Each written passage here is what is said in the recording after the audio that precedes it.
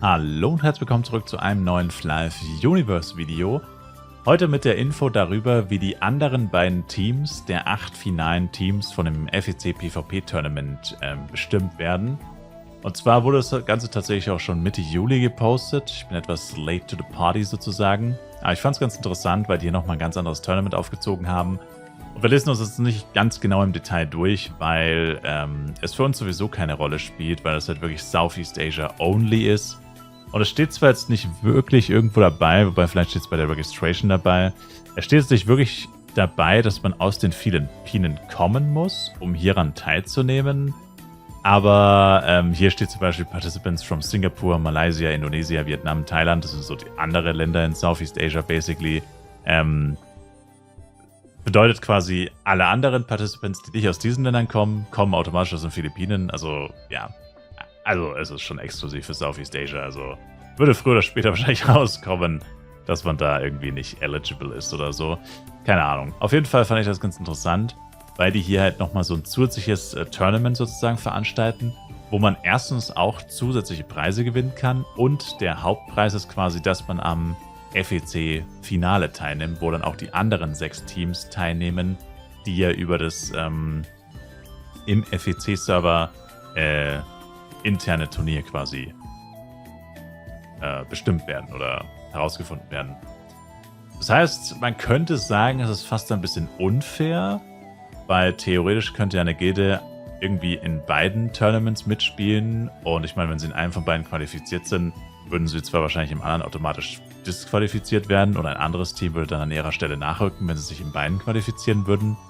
Aber so oder so, egal wie man es sieht oder egal wie es dann letztendlich ist, sie haben auf jeden Fall die besten Chancen daran teilzunehmen und das könnte man unter Umständen schon als ein kleines bisschen, vielleicht nicht unfair, aber schon ein bisschen ein Vorzugsrecht, kann man sagen, besteht hier auf jeden Fall.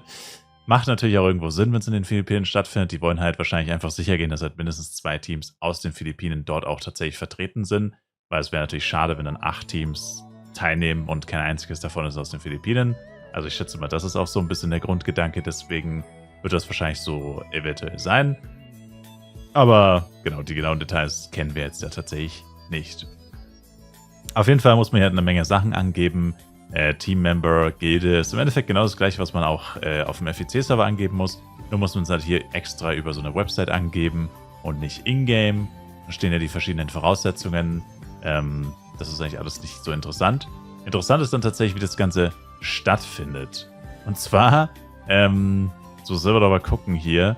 Also es ist so, du musst quasi 30 Minuten vorher musst du schon online sein. Dann gibt es keine Setup-Time, also du musst eigentlich direkt ready sein, theoretisch. Also du musst quasi die meisten Power-Ups schon aktivieren, also bis jetzt vielleicht auf so 5 Minuten Zeug, das vielleicht nicht unbedingt. Aber musst quasi direkt schon ready sein. Dann wird man richtig oldschool von einem Game Master in die Tournament Arena rein teleportiert. Die Tournament Arena ist der alte Dekans Mine Meteonica Raum quasi. Also es findet in der Dekans Mine statt, auf dem FEC-Server tatsächlich. Genau. Und da muss man quasi, also ich finde es einfach so ultra funny, was so richtig oldschool ist. Und da müssen die Gildenleiter den GM in die Gilde einladen und ihm Lead geben. Also gibt es 2 GMs quasi. Die werden jeweils in die Gilde eingeladen, kriegen Lead. Und die machen dann einfach Gildenkrieg. Also basically Street GW. Und genau, der Gildenleiter bleibt dann auch der Game Master, dass man den quasi nicht killen kann. Dann gibt es einen 10 Sekunden Countdown. Nach dem Countdown kann man kämpfen. Der Kampf dauert 10 Minuten. Man darf quasi alle Premium-Items benutzen, außer Scroll of Resurrection. Und keine Party-Skills.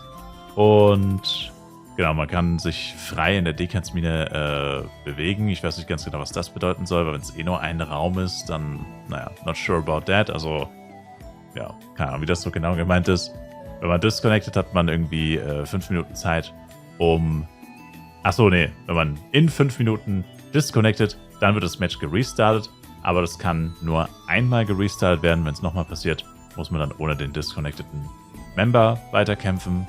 Und genau, ja, das waren eigentlich so die relevanten Sachen. Aber ich finde es einfach super interessant, dass die halt quasi hier nochmal komplett andere Mechanics, nochmal komplett ein anderes System aufgebaut haben. Ich meine, wahrscheinlich war es technisch nicht möglich, das irgendwie nochmal getrennt über diesen FEC, PvP oder Event-NPC da nochmal zu veranstalten. Also ich schätze mal, das war dann einfach technisch schwierig, das so zu machen.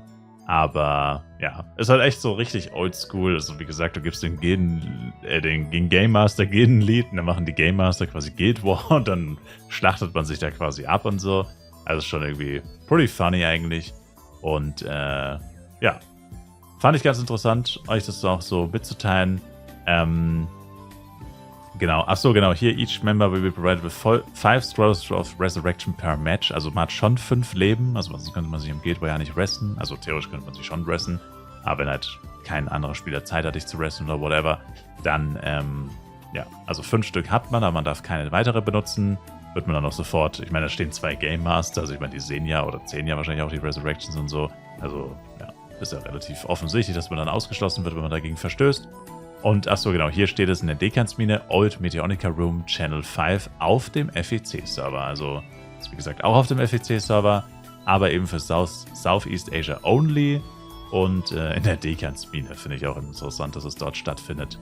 Genau, dann gibt es ja diese Tournament-Brackets hier und hier steht halt auch FEC 2024-Slot. Und die kriegen aber zusätzlich dann tatsächlich auch, also hier zum Beispiel der Champion, ja, die kriegen Geld. Ist nicht sehr viel Geld, aber kriegen Geld. Und eben diesen FEC 2024 Slot. Also die haben ja nochmal ein komplettes Tournament, auch mit eigenen Preisen nochmal aufgebaut. Zusätzlich eben dann, dass man hier quasi für diese $110.000 competen kann am 12. Oktober. Also quasi 2 von diesen 8 Teams hier unten. Also das ist dann das FEC Finals, wo wir auch mitspielen könnten, wenn wir uns qualifizieren würden. 2 von diesen Slots sind eben hier, das Ganze hier, das, was wir uns gerade angeschaut haben. Und die anderen 6 Slots werden über den FEC NPC, über das Tournament, was für alle offen ist, eben vergeben. Genau.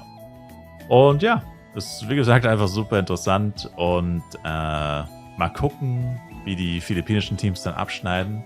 Und also es könnte natürlich sein, also man kann es so und so sehen. Ne? Ich meine natürlich, wenn jetzt ein philippinisches Team extrem stark ist, haben sie da hier wahrscheinlich die größte Wahrscheinlichkeit, sich zu qualifizieren. Weil sie nicht gegen alle antreten müssen, sondern nur gegen die philippinische Konkurrenz, die ja wahrscheinlich dann insgesamt trotzdem, ich will jetzt nicht sagen schwächer ist, aber ich meine nur Philippinen oder versus die ganze Welt, auch einschließlich Philippinen, ist ja probably leichter, als eben gegen die ganze Welt anzutreten. Und ja, also wird auf jeden Fall definitiv interessant. Was ich leider immer noch nicht herausfinden konnte, auch hier wird davon nichts erwähnt, ist, ob es dann auch einen Livestream geben wird und so. Gut, es ist vielleicht noch ein bisschen früh, weil es erst in 2 Monaten stattfindet. Aber irgendwie niemand spricht so richtig von so Streamen oder so. Also keine Ahnung, wie man sich das überhaupt reinziehen kann oder wie professionell das dann gecastet wird oder so. Keine Ahnung. Müssen wir auch mal gucken, ob wir da noch was rausfinden können. Aber ja, das war die Info für heute. Also falls ihr auf dem Southeast Asia Server spielt, könntet ihr euch probieren, hier zu registrieren. Aber wie gesagt, für mich klingt das stark so, als könnte man nur teilnehmen, wenn man tatsächlich aus einem dieser Länder kommt. Also Singapur, Malaysia oder Indonesien, Vietnam, Thailand und eben die Philippinen. Ich schätze mal, wenn man aus einem anderen Land kommt, dann wird das nicht gehen. Aber falls ihr, wie gesagt, auf dem Rise-Server braucht man irgendwie einen Charakter und auf dem FEC-Server halt einen Charakter. Wenn ihr das habt, könntet ihr es theoretisch probieren, wenn ihr da eine Gilde habt oder Leute habt, mit denen ihr spielt. Aber für die meisten ist es wahrscheinlich schwierig. Ja, danke euch fürs Zuschauen. Bis zum nächsten Mal. Schaut auf jeden Fall auf Twitch vorbei. Twitch-Link in der Videobeschreibung. Bis dahin und ciao, ciao.